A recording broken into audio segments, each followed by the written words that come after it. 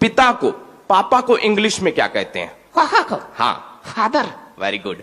Mummy को क्या कहते हैं? मदर। अरे वाह। चाचा को? चादर। चादर नहीं कहते हैं, अंकल कहते हैं। अच्छा अच्छा, अंकल अंकल। हाँ। और चाचा की वाइफ को? एंटीना। एंटीना नहीं, आंटी। अच्छा अच्छा अच्छा, सॉरी सॉरी, आंटी। हाँ। और आंटी के बच्चे को हम लोग क्या कहते हैं? Anti virus.